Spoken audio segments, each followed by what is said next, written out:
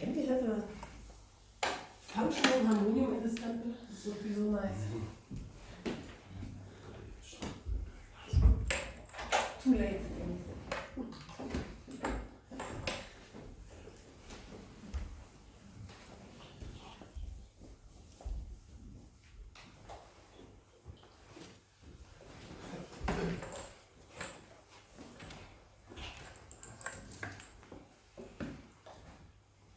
Hare Krishna.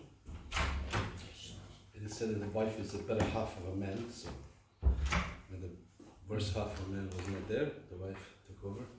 Actually, this is, soll ich es auf Englisch oder auf Deutsch? Auf Englisch, ja? Auf Englisch. Letztes Mal habe auf Deutsch gesprochen, aber heute Englisch. English, ja, English. I think everybody understands English. Alle verstehen Englisch? Verstehst du? Also Wer versteht nur Russisch? Ich kann nicht Russisch lernen. English. This will be the topic we will be speaking about today. About the Dmitry, would you mind?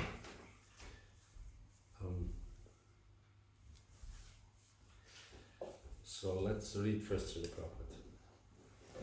Transcendental Diary. Accepting that to get free from sex attraction is not easy, he pointed out that still there is something more attractive. We should not be entangled as far as possible, Prabhupada says. It is not possible, very, very difficult, but if it is possible, there is the brahmachari. This is tapasya. That tapasya begins, tapasya brahmacharyena. That is tapasya. So if possible, we should try to remain. But Krishna consciousness is so nice. If we accept Krishna very seriously, with Krishna, anyone, either man or woman, can remain very happy. Krishna can become my friend. Krishna can become my husband. Krishna can become my son, whatever you want. So in this way, if we advance in Krishna consciousness, then we can save ourselves. John, danke dir. Unten das Computer.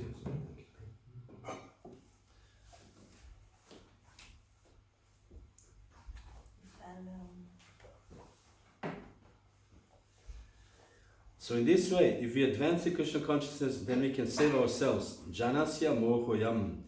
In this illusory galaxy, such a nice illusory galaxy, this material world, we may be saved, and that is wanted, that we have to give up the attraction for this material world. Then there is a possibility of spiritual advancement. Therefore, Krishna is canvassing personally. You give up all these plans. Sarva dharmam parityaja, mam ekam sharanam vraja. That will save you from this precarious position of material world. Threefold miseries, suffering after suffering after suffering. So, this is together with, it goes well together with the verse today, because Srila Prabhupada spoke about lust here in the beginning. To get free from sex attraction is not easy.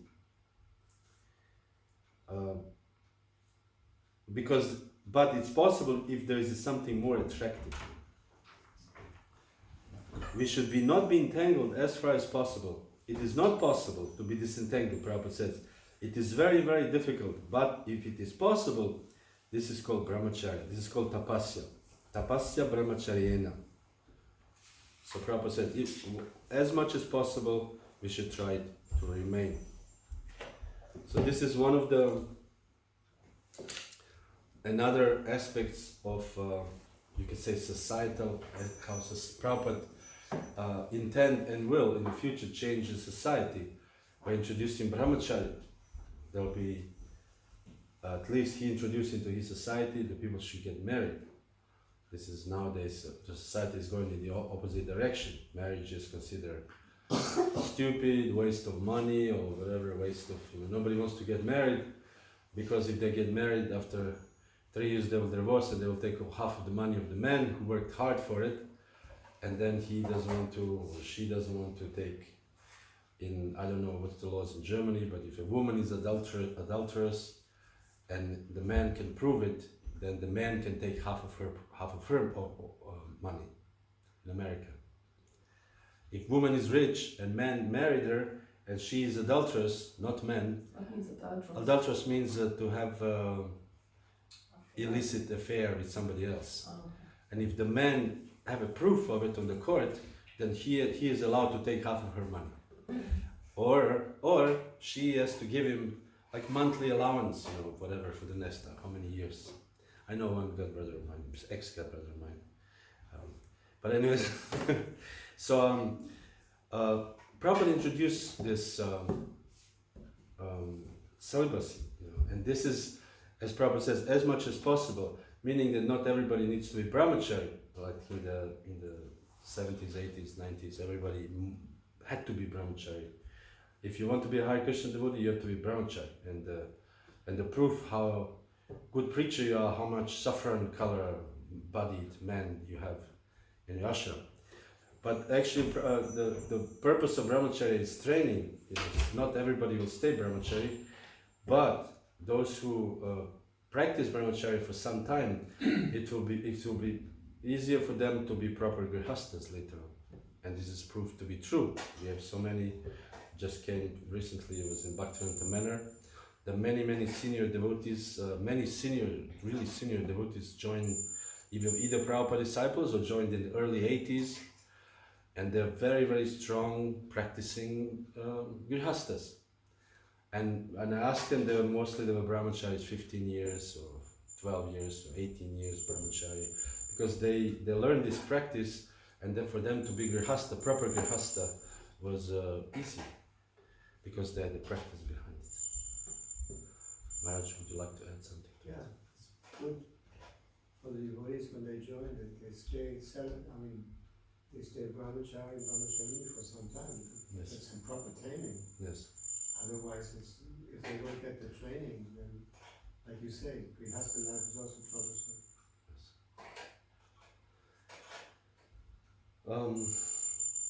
It's connected to the verse, so I just... Anybody else? Question, comment? Om Namo Bhagavate Vasudevaya. Om Namo Bhagavate Vasudevaya. Om Namo Bhagavate Vasudevaya. Om Namo Bhagavate Vasudevaya.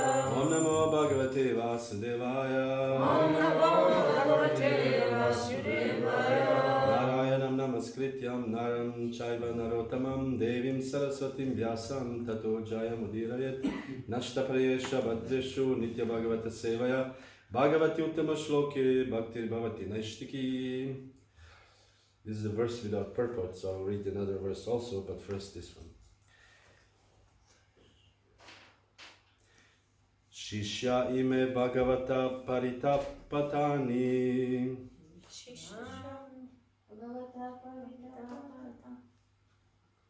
By force, you have to force it.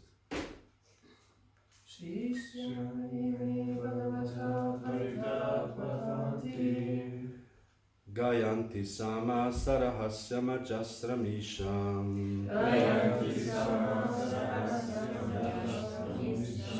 Yushmach chika vilulita sumano bivrishti.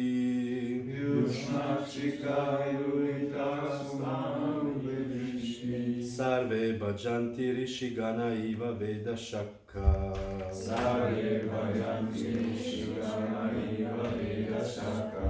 Shishya ime Bhagavata paritapatanti.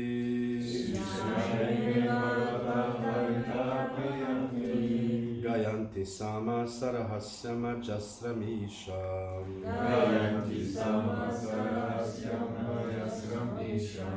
Yushmach chika vilulita sumano bivrishti.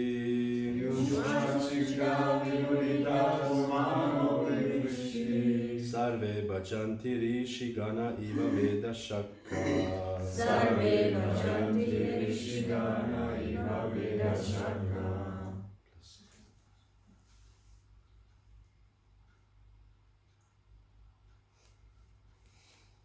Anybody want?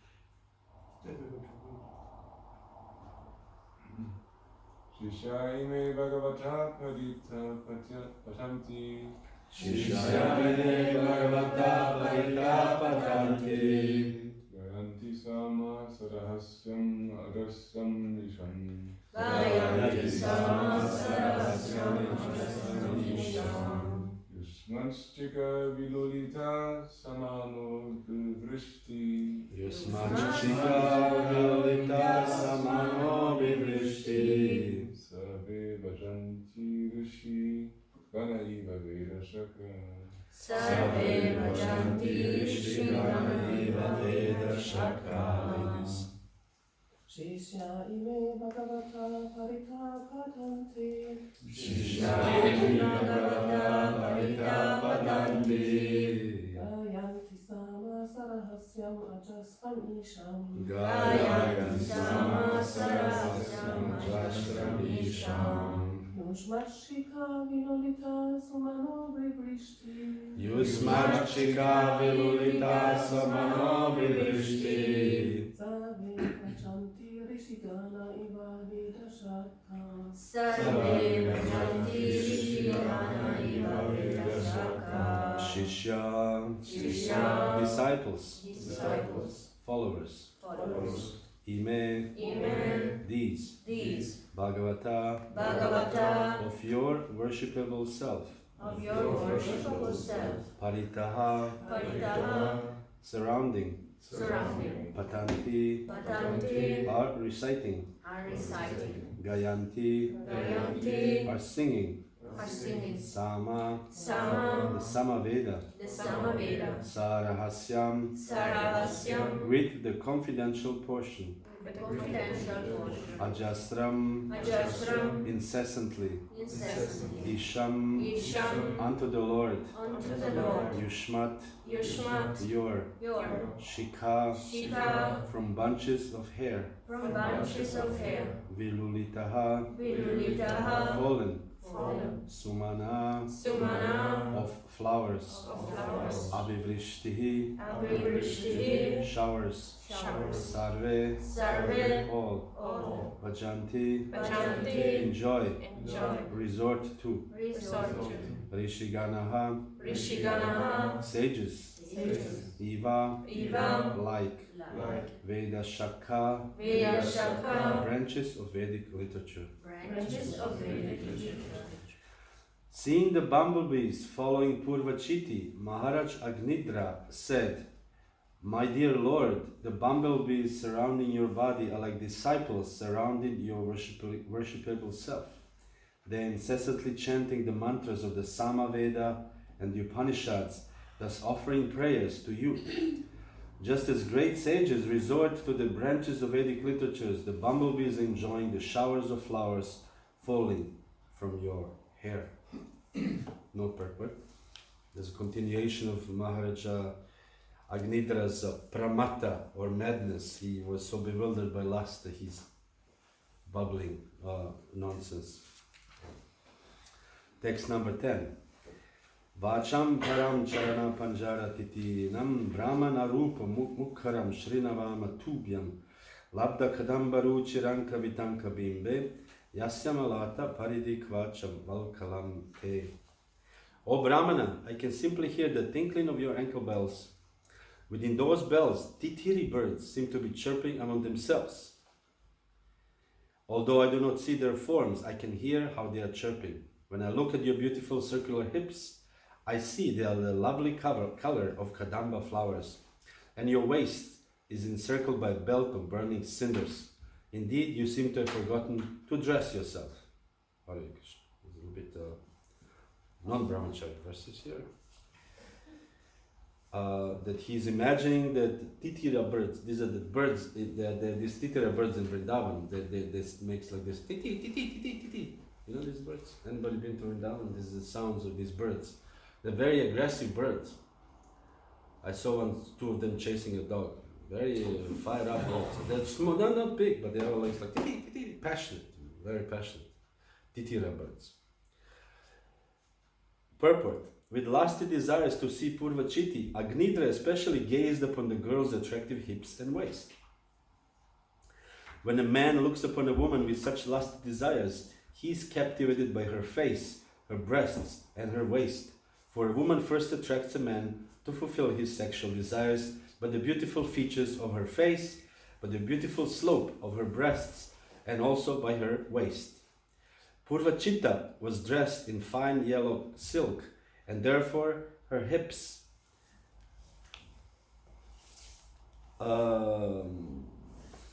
looked like kadamba flowers. Because of her belt, her waist seemed to be encircled by burning cinders. She was fully dressed, but Agnidra had become so lusty that he asked, "Why have you come naked?"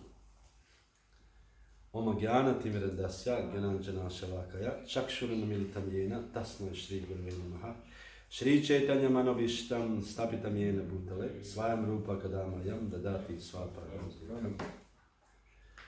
So this is the psychology here, a little bit of a sexual attraction. That somehow automatically the women know what attracts men, and man is actually attracted by these certain things. And this is first phase. And the biggest one of the huge industry is the cosmetic industry. Powders, all kinds of. If you go to any entrance of any department store, the first floor is full of cosmetics, makeups, lipsticks. There are all kinds of lipsticks, there are hundreds of types, and all kinds of cosmetics, because this is what attracts men. And it works, believe it or not. And because man is attracted. I actually saw a study that men, although everybody says, "I like natural." Yes, Maharaj. Yes, nowadays there's also cosmetics for men. Yes. A lot of stuff. Yes, cosmetics for men. Because it is what attracts which woman this face is, which woman is most attractive, and usually those with makeup are very much more attractive. So there it is. And also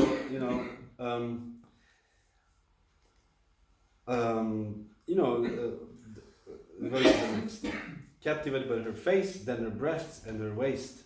I'm not going to comment on the second one, but the waist also. Even in the Victorian times, they had this girdle. How you call this? This is like you press your waist, and you just like corset, and you just tighten as much as possible. You cannot breathe, but then you are thin-waisted, and then you're huge, you're busty, and then all the men are like, "Wow, she has such a thin waist." This is very attractive. Because thin waist means bigger hips, and the man is very, very attracted to this. And this is exactly what's happening here with Maharaja Agnidra. Although she was dressed, he thought she was naked because he was so bewildered. He was like, "Whoa, she's not dressed." It's amazing psychology, because the sex attraction is a very, very bewildering thing. It is very, very bewildering. First of all, material energy in general is a very bewildering thing. They have this praksha patmika shakti and avranatmika shakti.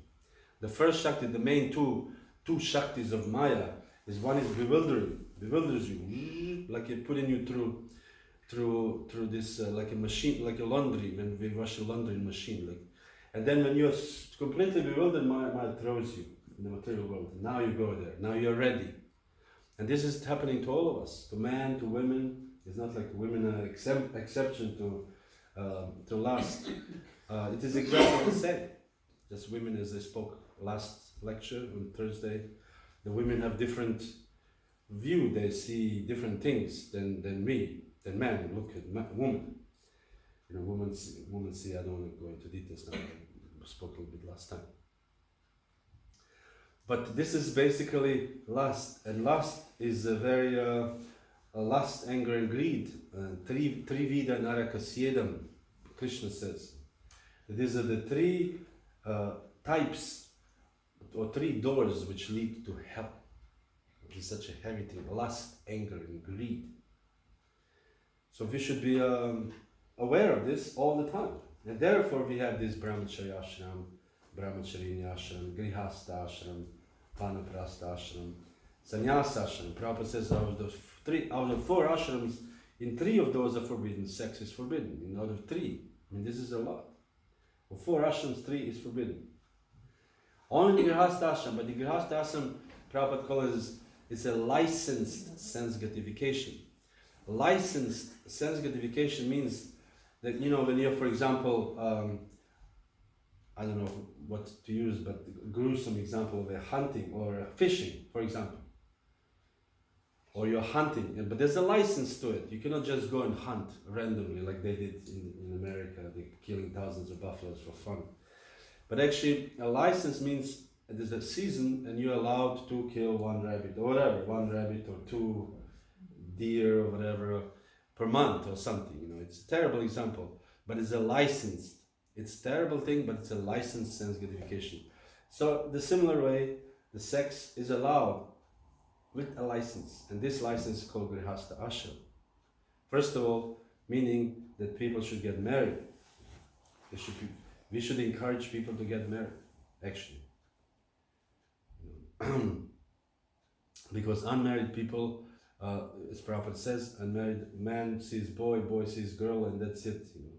But if you're married, there's a certain bond there, especially if we are doing marriage. I just heard Prabhupada say that everyone is encouraged to get married because then they become stable and they become big consumers. Yes, consumers. Consumers. Yes. Because when you're not married, you're not so much bound. You know? You can Yes. just go here and stop this and do it more or less what you like. Yes.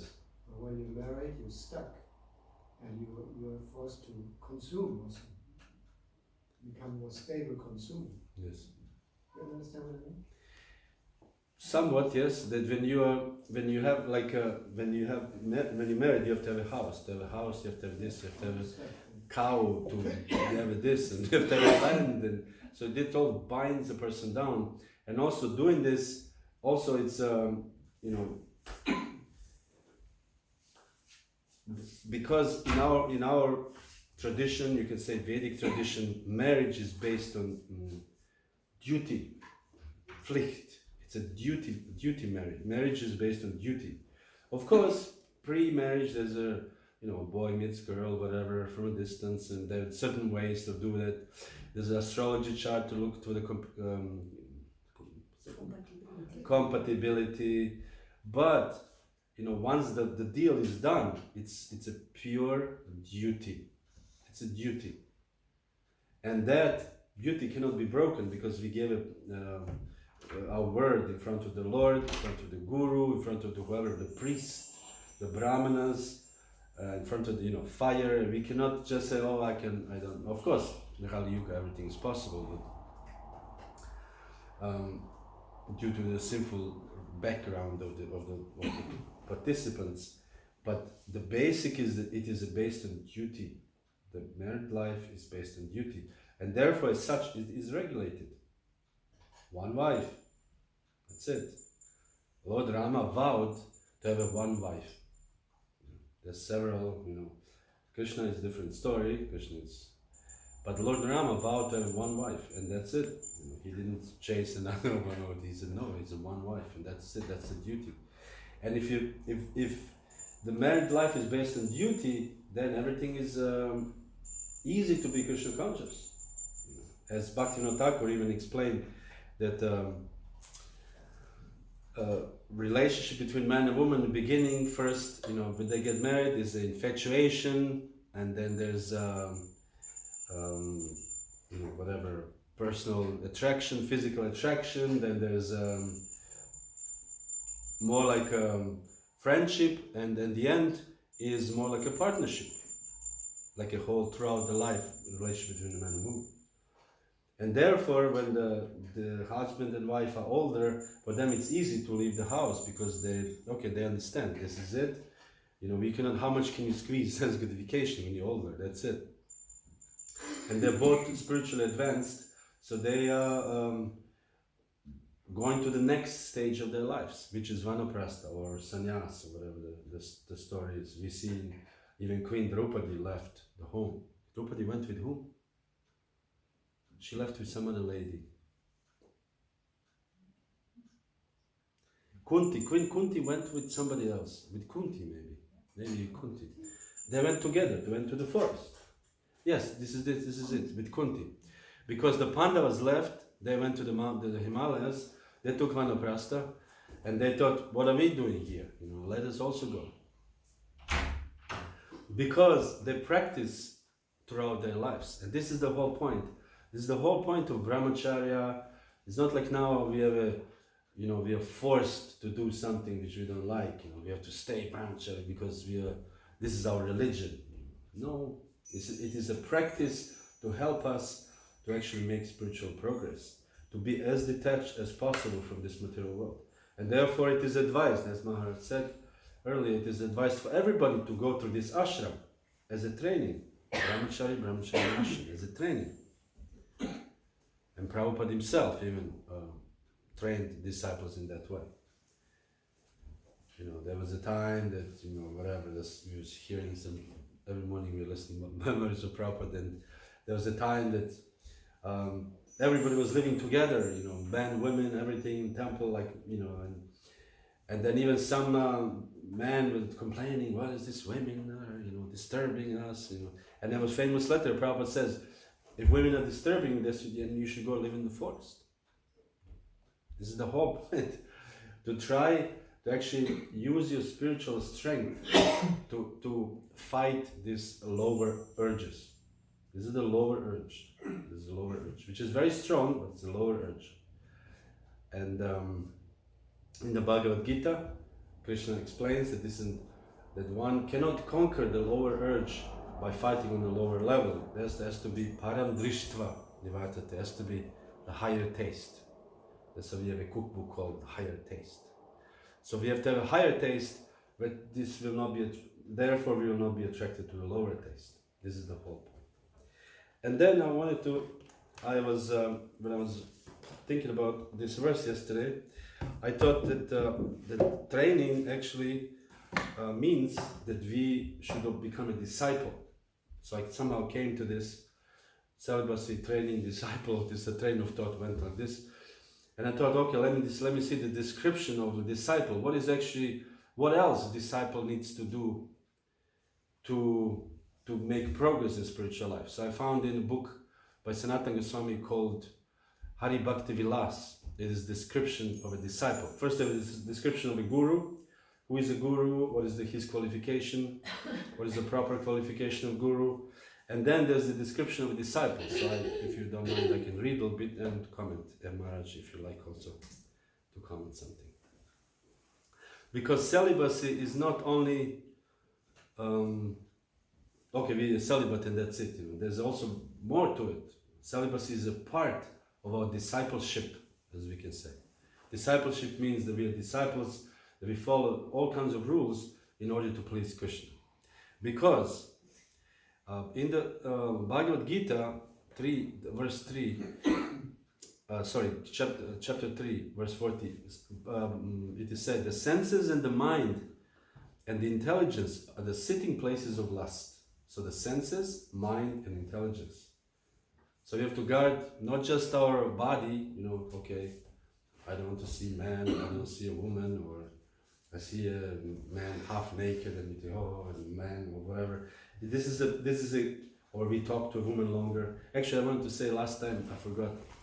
This is a funny story about the bows. Remember we were talking about the verse about the bows, the woman's eyebrows like a bows. And Agnidra was wondering, why did you bring these bows? Where are your arrows? Because she had beautiful eyebrows, apparently. And I just remember when I first time joined the movement, I was 5 days in the movement, or whatever, 7 days. And there was one girl came to visit me in the temple. And the devotee said, don't go to see her, don't go to see her. She's young and she's pretty, don't go. I said, I cannot not see her, I know her, I cannot just say I'm not here, No. And then, okay, if you have to see her, don't look at her in the eyes. Don't look at her in the eyes. I said, why? I said, because her eyebrows like a bow and her eyes like an arrow. And once she hits you, you are done. You are dead. You are dead. You understand this? And I was shaking. I was just brand new bhakta. Where was this? In Belgrade. heavy preaching. And I was like, what am I supposed to do? How can I not look at her in the eyes? He said, look at her shoulder. So she came and we spoke, and I looked at her shoulder, and she was looking, and she said, "Why are you looking at my shoulder?" I said, "They told me, I don't know." They told me, look at the shoulder, I don't know. Anyways, that's just funny. So, give me shoulder. So, but it's not only that we need to look at the shoulder, but we also have to have a look at the shoulder in our own mind, in our own intelligence. Meaning that we should not come in contact with the objects of sense gratification, even in our intelligence or our mind.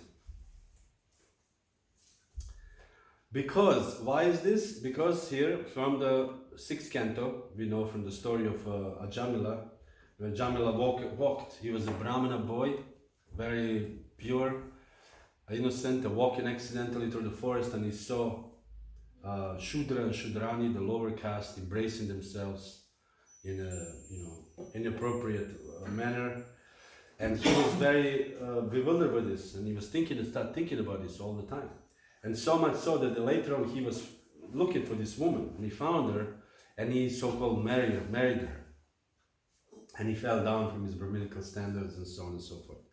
And Prabhupada says here, after seeing a man embracing a young woman and practically doing everything required for sex life, even a fully qualified Brahmana, Ajamila, could not control his lusty desires and restrain himself from pursuing them. Meaning that nobody can control themselves after you let your mind or let your body or let your senses be in contact with this kind of unwanted picture or unwanted object or whatever. Nobody can defend themselves from this. So therefore we do this: guard our mind, guard our body, guard our intelligence from this kind of input. Then, so talking about disciples, the disciple, Prabhupada says in Chaitanya Charitamrita, the disciple must have following qualifications. He must give up interest in material bodily concept. He must give up lust, anger, greed, illusion, madness, and envy. This is the duty of a disciple. He should be interested only in understanding the science of God, and he should be ready to consider all points in this matter. He should no longer think, I am this body, or this thing, Prabhupada says, belongs to me. This thing belongs to me. One must love a spiritual master with unflinching faith, and one must be very steady and fixed. The bona fide disciple should be inquisitive to understand transcendental subject matter. He must not search out faults among good qualities, and he should no longer be interested in material topics. His only interest should be Krishna, the Supreme Personality of Godhead. This is a little bit difficult because we have it's like driving 100 kilometers per hour or 120 kilometers per hour, sense gratification. And suddenly you come to Krishna consciousness, you have to stop on the, as they say, on the dime, zero. This is very difficult. Very, very difficult. Even if you make this crazy move to join the Hare Krishna movement, to move into the temple, still, that this desire is still coming because we are not trained from our birth. Like in India, we hear these stories, devotees waiting for initiation 7 years or whatever, training, until you finally, after 7 years of training, you join the ashram.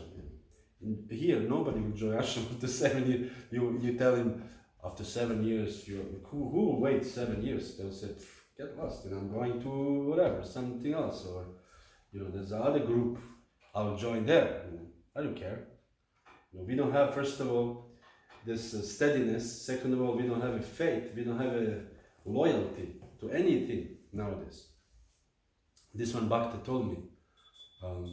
Actually, there was Bhakta who even lived here. He said, I grew up without loyalty to anything, to anybody. He said, he said, my mother tells me no, I go to my father, and he tells me no, I just, go and find somewhere else. I don't care. He said he would never accept no for an answer, or he would not wait for anything. So this is our education, and this is what we have in our own body. This is our car, which goes 120 kilometers per hour. And this car, you have to stop and you say, okay, I have to be loyal. What is loyalty? Loyalty means appreciation that somebody has done something for me. Srila Prabhupada has brought us to Krishna consciousness, showed us Krishna, introduced us to Krishna consciousness, had books published. He did not sleep to write books, to publish books. His disciples are running for hours in the snow.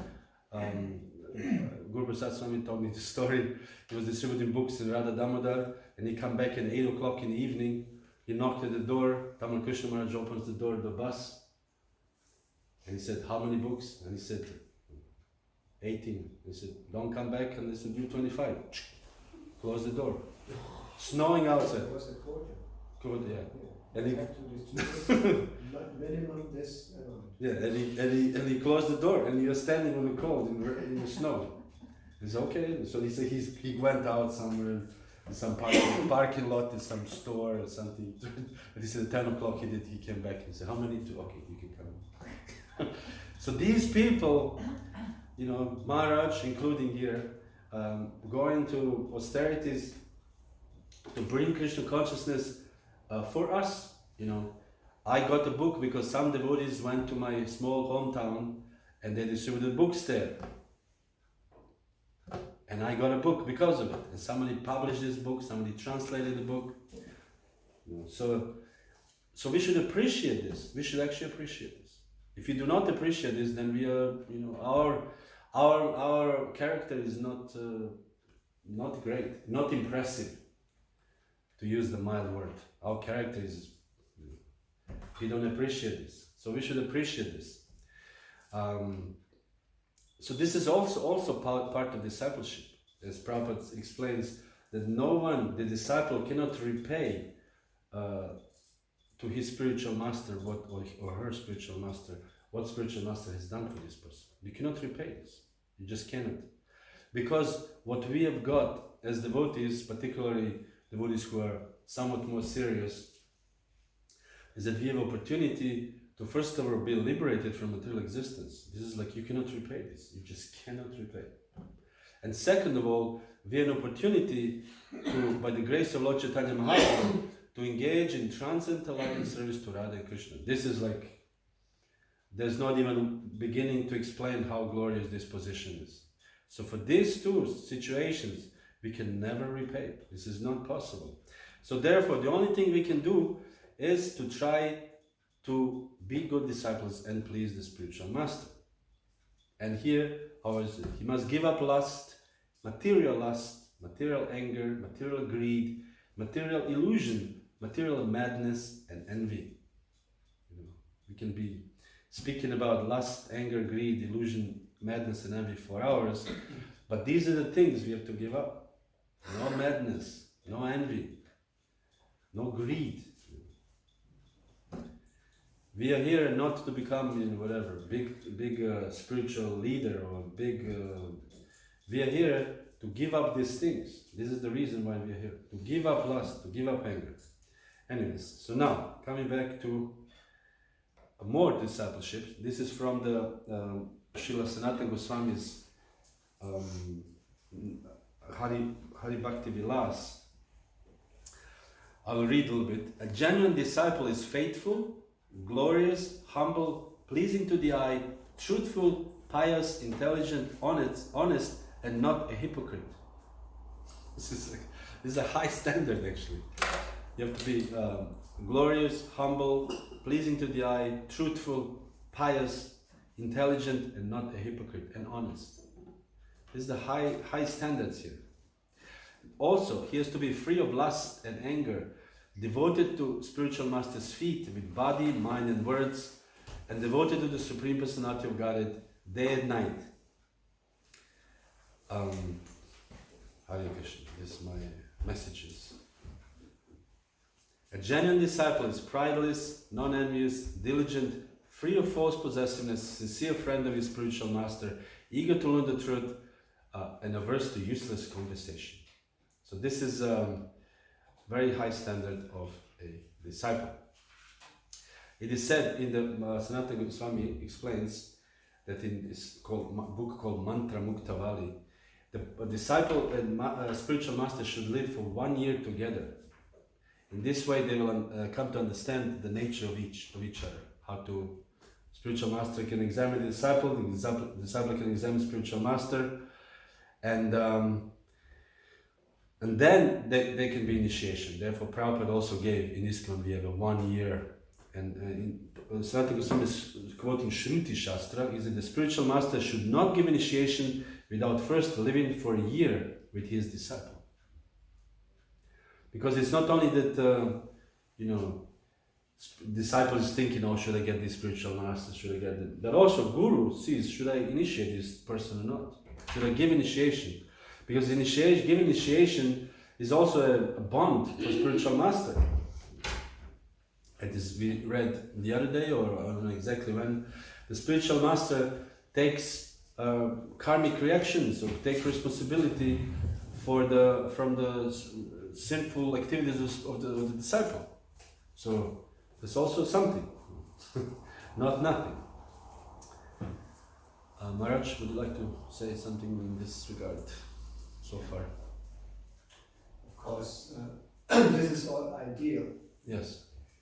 Living with a disciple, this not, even when Prabhupada was there, this was not taking place. Yes. Because Prabhupada was always traveling. And we rarely had any associations with him. Even when Prabhupada was there, it was very difficult to access Prabhupada. Yes.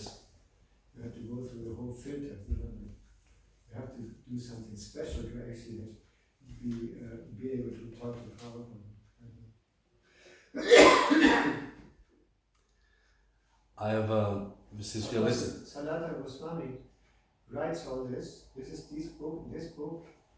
What was the name again? Hadi Bhakti Vilas. I have a copy here. He wrote it because there was criticism of the smarters, that they were saying we had no base. The devotees had no base, no scriptural base. Yes. Disciplinary rules and all this. And that's why he was asked to write this. So he's very, very, very detailed in every detail. Yeah, he quotes from many shastras also. This is a verse from there. And in the beginning of the book, he said, "I thank to all the devotees who contributed." It's not like he just sat there, but many devotees, they said, in this shastra, there's a verse about this, about this. So he compiled all these verses together and put this together. But regarding to this interesting thing is that Srila Prabhupada's was not accessible. So because he traveled all over the world and devotees were, and even then, when if he would come, it was not so easy because In the beginning, Prabhupada was always writing letters to everyone. Yes. And also expecting that everyone write letter to him. Yes. I remember sometimes when the devotees didn't write to him, Prabhupada asked other devotees, why doesn't he write? What's going on? We were listening to memories of Guru Kripa Das at that time. So he said when he was a young devotee, he said, I always was thinking I wanna be, part of Prabhupada's posse, or Prabhupada's group, the big sannyasis, and he said I did not know how to come close to Prabhupada because I was nobody. So he said he was analyzing how do they do it, and he realized to be close to Prabhupada, that means that you have to do something big, not just something. He said I can go out and do books or whatever, but he wanted to do something big so Prabhupada can be recognized in him. And they went to him and Yashodanandan Swami. They went to South India. They opened several centers, and immediately Prabhupada started writing letters to him. He said, this is the way to come close to Prabhupada. I remember at that time Hans Duda was our leader here. And he was always in contact with Prabhupada for the same thing. Mm-hmm. He would always tell Prabhupada what he was doing, this and that, the project. And there was the constant letters from Prabhupada to him at that time. There's so many letters from Hans Duda from that time. So this is a message for all the devotees who want to come close to their spiritual masters, or close to be recognized by Prabhupada and other senior devotees, their gurus. do something very, very nice, very something daring, so that they will be pleased.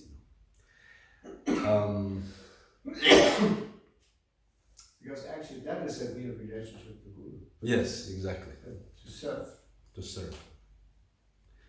It says here, Prasanthi Goswami quote even some Krama Dipika, they said, the disciples should serve with the wealth, body and pleasing words for 3 years. Even 3 years. Then, spiritual master, when he is satisfied, disciple may ask for initiation in chanting the second month. After 3 years of sincere service with wealth, body and pleasing words. When Power made the first initiation in New York, they didn't even know. Yes. He told them during initiation, he told them about the principles. Yes. Currently, we have, I don't know how many gurus, 60, 70 gurus in ISKCON, which is like really, really nothing compared to the whole world population. There's so many devotees. But, you know, as the movement will progress and eventually it will come to this, that every town or every temple has its own guru, like we have a mat, you know, every mat has their own guru. And because so far we have not many gurus and much land to cover. And therefore it's very difficult to see one's guru. Well, you know, guru comes and he comes once a year or twice a year or 3 times a year. And he comes for 3 days and he gives lecture and that's it. And you write a letter but in the Vedic times the guru was actually like, for example, Raghunath Goswami here, the guru Yadunandana Acharya, who was actually their family guru. He's guru for the family and he's guru for, you know, so this probably we can guess as the Vedic society will develop, will happen in the future. And therefore it will not be so difficult to live with the guru for 1 year. Because also, sometimes disciples, when guru stays in one place for a longer time, the disciples become very familiar and they think, we look at him, he is sleeping or whatever, you know, he's whatever. The Familiarity breeds contempt. Familiarity breeds contempt. And we think, he's just like, you know, I had Krishna's arrangement, my guru in my early days. I lived with him every day, like every single day. So I learned from the very beginning that he's not, you know, how do you call it, the angelic being coming from the sky, and you're like, wow, you know. But actually, he was a person. He actually, as a real person, he had his needs, he had his food that he likes to eat, the food he doesn't like, and you have to deal with these physical things every day. And that, but at the same time, you have to respect him as a representative of the spiritual world of Krishna. So this was for me. I'm very happy that Krishna arranged this for me. That I learned this from the very beginning. That what is the position of a guru, and what does it mean to actually serve the guru? Here, this is. Continue to this. Sanatana Goswami said, disciples should prepare to his spiritual master toothbrush, twig, and other things like that. You know, we have toothbrushes here naturally, but in India they have these twigs from the, what's the tree? Neem tree. They cut the little twigs, and everybody in India, every morning, they do go to the bathroom by the side of the road. I don't know now, is it still there? Srila Prabhupada also sometimes when he went out on a walk with his disciples, Yes. sometimes Prabhupada said, I need a new twig for toothbrushing. Mm. And there's a neem tree. And everyone jumped on the tree and everyone wanted to get a twig for Srila Prabhupada. So this means like the disciple is actually serving spiritual master physically.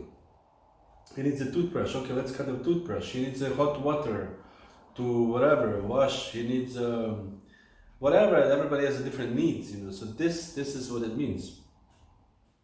And then we go to a little more details. Disciples should not leave without first asking permission. The spiritual master. You know, you sitting in the guru room with your spiritual master. You just stand up and leave. You cannot do this. You have to actually ask for permission. He should never place his feet near his spiritual master. In the presence of the spiritual master, the disciple should never yawn, laugh, snap his fingers, or do other impolite activities. There's an incident with Prabhupada that the devotees were laughing, and Prabhupada told them, in the presence of the Guru, you shouldn't laugh. Be serious. Yes. There's also a lack of respect. Yes. The spiritual master is there, and the disciples are just enjoying the kind of into their own things. While you're with the Guru is a center. Now, continuation from what I said earlier when my wife was singing Jarada Madhava. To the spiritual master's children, wife and relatives, the disciple should offer the same kind of respectful treatment he offers to the spiritual master himself. Meaning, the husband and wife, this is one unit. You know. If somebody says, I like you, but your wife is like that, whatever, this is not appropriate. You know, I also happen to, by the Krishna's grace, my spiritual master had a wife, so we actually served his wife the same way as we served a guru. This was the same. We respected her on the same level as we respected him. But as the Sanatana Goswami said, however, disciples should not wash the feet of spiritual master's son, nor should he massage his limbs, eat the remnants of his meal, or arrange for his bath. So we did not wash feet of this particular boy, nor we ate his maha, but we respected him because this is the all the part is not different. The family of the guru is not different from the guru. So we should understand this. The family unit is one unit. The way you treat the wife, and then you think, oh, nice. She's actually one of the mothers. Yes. 7 mothers. Wife of a Brahmin, Guru. Yes, wife of a Brahmana. Wife of a Brahmana is a mother, yes.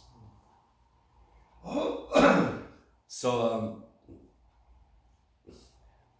disciples should not sleep in the spiritual master's bed. You know, disciples, it's a bed. You know.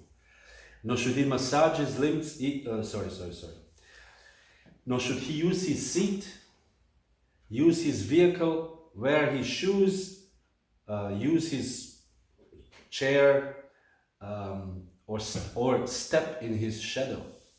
This is a little bit now, I don't know, this is too much details, but this is what is written there. Then, one should not allow oneself to be worshipped in the presence of his spiritual master. Therefore, like we have an occurrence in 1972, we know from the history of ISKCON, the one particular sannyasi, he became guru, self-proclaimed guru, and before he joined, he was a guru, he was a hippie guru. And 1972, then he took initiation with Prabhupada, and all his disciples became Prabhupada disciples. But then 1972, his desire to be guru came back, and then he started giving initiations. And Prabhupada wrote to him and he said, you cannot initiate people in the presence of your spiritual master. You cannot be worshipped in the presence of your spiritual master. Here, in the presence of one spiritual master, one should not give initiation, give explanations, or assume the role of a master or a powerful person. So even explanations, you know, that unless we are asked to do these things, then we cannot do this. Actually, this is not appropriate. You know, my spiritual master is here, and then somebody asks a question and I explain how it is. This is completely inappropriate. Even if we know the answer, we are just patiently quiet. This is the etiquette. If spiritual master answers, if he doesn't answer, nothing. If he says, would you have an explanation? Then you can speak. Otherwise, you don't speak. This is against the etiquette. And now we know better now. Because the etiquette is one of respect, not who knows better. This is material world. This is a Facebook mentality. Who knows better? I mean, how many times somebody gives really nice comment, for example, on Facebook, and so many people are slamming him down for no reason. You are this, you are that. And you think like, why would I do any of these things ever again? It's complete disrespect.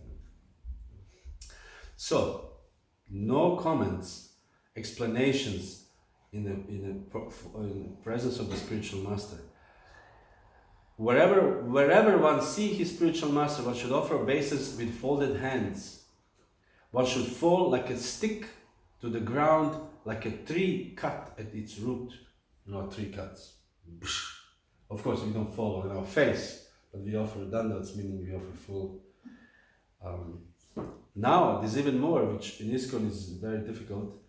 One should never, under any circumstances, speak the sacred name of his spiritual master. This is difficult because, especially in India, wherever you go, the first thing they ask you, who is your Guru Maharaj? Like every time, who is your Guru Maharaj? Like, you know, I don't know what is the importance of it. They see who is your Guru, so they can put you in a box. This Guru I like, this is nice, this Guru I don't like. This every time, I don't know, every time I've been to India, everywhere you go, anywhere somebody meets you, first thing is, who is your Guru Maharaj? And it's either my answer later on, but I don't want to tell you. A self-controlled disciple will never speak the name of the spiritual master without respect and devotion. And listen to this, one should not become bewildered and give orders to the spiritual master. Because, as Maharaj said, familiarity breeds contempt. And then spiritual master may decide, oh Maharaj, don't do this, don't do this. You know, it can happen very easily, very, very easily. Even if we know better, we should not do this. Even if we know better. Because spiritual master is not Krishna, all-knowing, as we read the other day, somebody asked Prabhupada, challenging, some American guy, how many windows are there in this building? He asked Prabhupada, if you know everything. Prabhupada says, this is not how spiritual master is knowledge. Knowledge of spiritual master, he knows Krishna. And one who knows Krishna is assumed that he knows everything, but he's not a spiritual master, he's not your puzzle solver or whatever. You can use the Wikipedia for these kind of things. So we should understand, the spiritual master is not a Wikipedia. Spiritual master is the one who transmits the Krishna's mercy, actually. He transmits Krishna's mercy to a disciple. He's not a person, sometimes also when we give classes, they ask some questions. How many of this or how many, I was thinking like, just Google it, just Google things and you will find out yourself. So we should not approach in this kind of manner. Our manner should be ask question, how can I personally make spiritual advancement? This is the real question. When another etiquette is when spiritual master is approaching, coming, one should first of all get up, if it sits or she sits, and then should walk towards the spiritual master. Not like waiting, we are just hanging out here, we're talking a little bit, and spiritual master is coming, oh, he's coming, yeah, okay. No, we should stand up and walk towards the spiritual master. This is the etiquette. And then when the spiritual master leaves, the etiquette is to follow him for some time. Like the spiritual master, leaves in the car usually nowadays, then we should follow the car a few steps. This is the proper etiquette. The disciple should not lie on his bed or sit on an asana in the presence of the spiritual master. So the disciple sitting on the asana in the presence of the spiritual master is not appropriate. Yes, Maharaj? When Prabhupada came to Schloss Wellershof, we had arranged a room. We put the Vyasasana for Prabhupada because he was supposed to talk to some important people, like Durkheim and all these people. And I was part of the devotee when we prepared the room. And then and there were chairs, of course, for people. They were ready to sit on the floor. Anyway, so then Prabhupada came in, before these people came in, and we were all sitting on the chairs. And Prabhupada didn't say anything, he just looked like, and we all went down to the floor. Because it was the same level. Yes. So, sometimes spiritual master allows disciples, like for example, Maharaj allows us to sit on the asana. But this should not be taken for granted also. This should not be like, Maharaj says it's okay. We should always consider, no, I actually should not sit on the same level or higher, what to speak of higher level than the spiritual master. This is very, very inappropriate. There's no harm to be humble, my point is. There's no harm to be humble at all.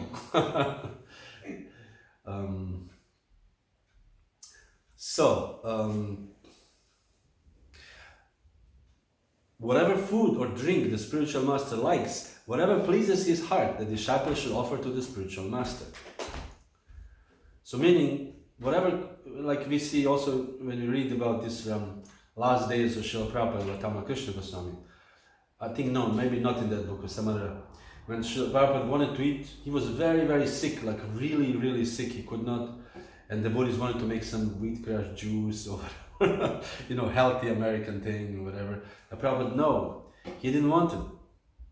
And then his sister came. He wanted halal. Yes, his sister came and she fried aubergine, she fried eggplant, and Prabhupada wanted fried eggplant, fried. In this case, Prabhupada no, and he said, no, this is what I want to eat. So they came and he ate this and he became better by eating fried aubergine. So we should give what spiritual master likes. When the spiritual master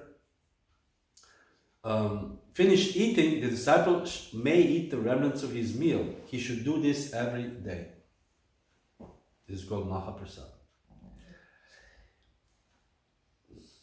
Now, this is a nice thing, they're all wonderful, spiritual, but now, even if the spiritual master hits him or give him trouble, the disciple should not act to displease him. In India, I guess spiritual master could hit. If the boy who gets initiated is 6-7 years old, a little naughty, I can imagine, a little bit.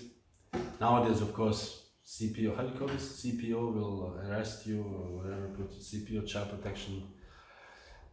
But, meaning the disciple becomes, after 5 years old, when he goes to Gurukula, so that means that there's boys, actually young boys that become disciples.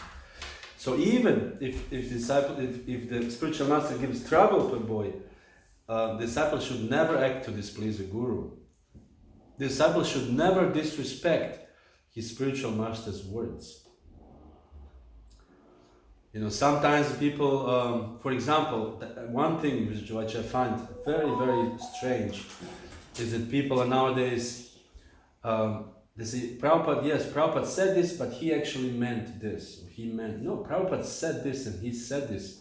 We have to respect this, what Prabhupada said. For example, Prabhupada said this and I'm standing behind it.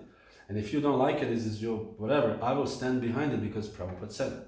I will not try to, maybe justify, a little bit explain, but I should not disrespect. They said, yes, I like Prabhupada, but I don't like what he said, whatever. We should never act, never disrespect the spiritual master's words. And therefore, I don't want to go into this thing, all Prabhupada's books and this whole thing right now. The disciple should never act to displease his spiritual master. We should never act to displease. So therefore, even now, when we are alone, when nobody's watching us, we should always think, spiritual master, I want to please him, and how can I do this? This is the mission of a disciple, to please spiritual master. And then, what is the purpose of all of this? A disciple who with his life, wealth, actions, mind and words pleases his spiritual master goes to the supreme destination.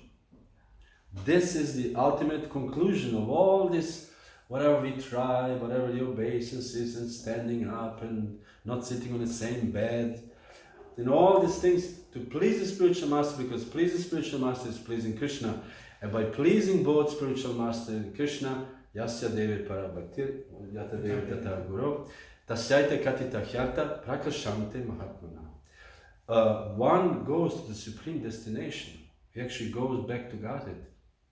So it's worth to do little humiliation, because the Western world is so puffed up, so self-absorbed, self-conscious.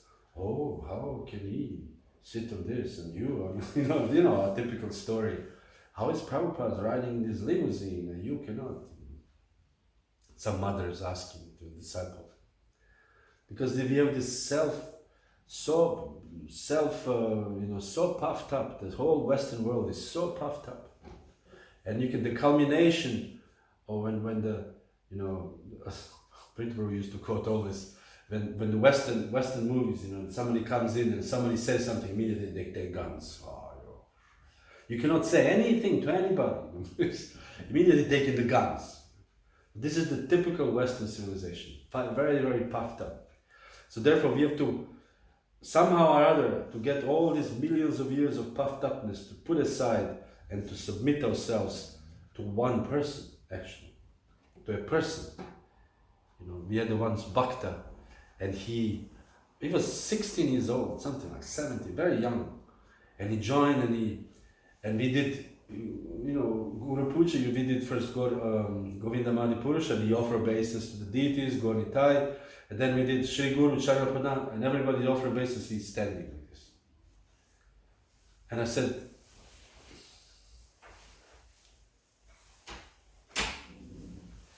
said, why are you not offering obeisance to Prabhupada? He said, I bow to no man. I forgot his name. You know him. I think I remember his name. It's, yeah, this young boy, he was 16 young. Yes. You were saying that in the Western world, people are very puffed up. Yes. I remember when we started to go to India, that what impressed me, because I was always flying, that when you took the Indian Airlines or something like that, or even within India, they were really doing service for you. They're very preoccupied for your well-being and all that. Whereas when you took flights, American Airlines especially, they were so puffed up. These people, these stewards and stewardesses, how is it? Yes, stewards. There's such a difference, you know. Yeah. When you ask for some favor, something, you can see there's so much false ego. Whereas in India, they have this in their tradition, in their culture, to serve. Yes, I mean, whoever lived in India for a long time, of course India is changing also.